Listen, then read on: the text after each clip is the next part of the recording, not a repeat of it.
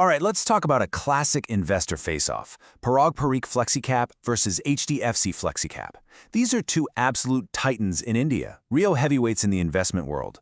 But, and this is the interesting part, they couldn't be more different in how they operate. So which one is actually the right choice? Look, if you're even thinking about Flexi Cap funds, chances are you're wrestling with this exact decision. But here's the thing. This isn't about just picking a winner. It's about finding the fund that really matches your own personal financial DNA. And that's exactly what we're going to figure out together.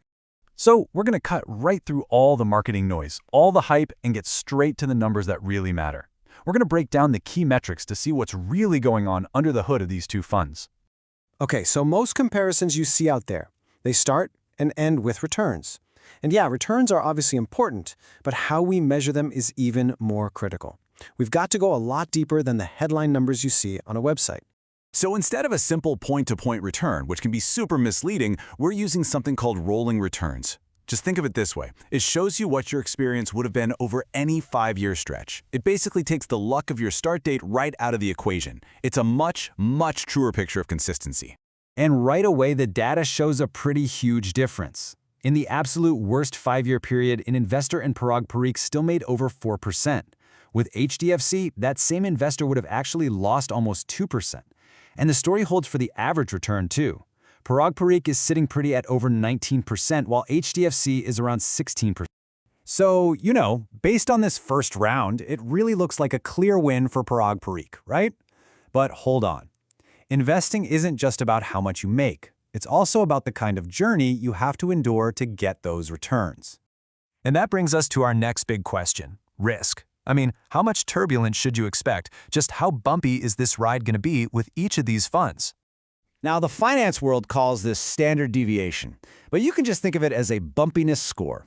A really high score means wild swings up and down. It's a roller coaster. A low score, on the other hand, suggests a much smoother, more predictable path. And for most of us investing for the long haul, smoother is definitely better. And wow, the numbers here really tell a story. Parag Parikh has a volatility score of just 8.1. HDFC's is way higher at 13.36. To put it simply, the journey with Parag Parikh has been a whole lot smoother, with way fewer of those heart-stopping drops and crazy spikes. Okay, let's just recap for a second. We've got higher returns and a smoother ride from Parag Parikh. I mean, it seems like an open and shut case, doesn't it? Well, not so fast. We're about to look at the one metric that truly gets to the core philosophy of these funds, and it reveals the single most important difference between them.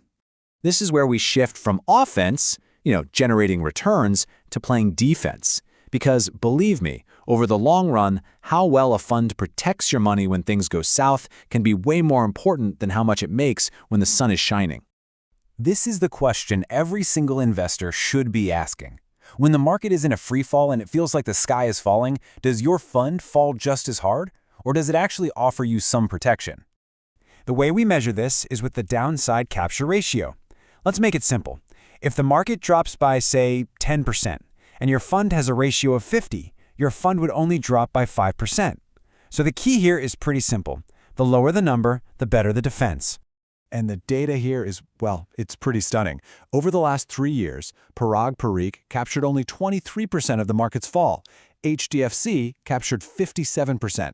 Now look at the 10-year period. HDFC captured almost all of the market's downturn, a whopping 98%. Parag Parikh, just about half. That is a massive, massive difference in their ability to play defense. And this really gets to the heart of it. See, when your fund falls less, you just have more money left in the game to grow when the market finally turns around. It's this incredibly powerful and often totally overlooked engine for building wealth over the long term. So we've seen the what. We've looked at the data on returns, volatility, defense. But now we need to understand the why. What in the world is driving these numbers? And it all comes down to two fundamentally different ways of looking at the world of investing. On one side, you've got Parag Parikh, which is a true believer, a diehard practitioner of what's called core value investing. And on the other side, you've got HDFC, which uses a much more flexible blend of both value and growth strategies. This core value approach, this is the philosophy of legends like Warren Buffett. It's built on these 4 pillars. They look for businesses they can actually understand. That's meaning. They need to be run by great ethical people. management. The business has to have a strong competitive edge. That's the moat. And most importantly, they only buy when they can get it at a discount, the margin of safety. This discipline is why they often hold cash when nothing looks cheap, which perfectly explains their amazing downside protection. HDFC, well, they're not quite as strict. While they definitely appreciate value, they're also willing to invest in what could be the next big thing. Those new-age, high-growth companies that might not look cheap today, but could have absolutely massive potential down the road.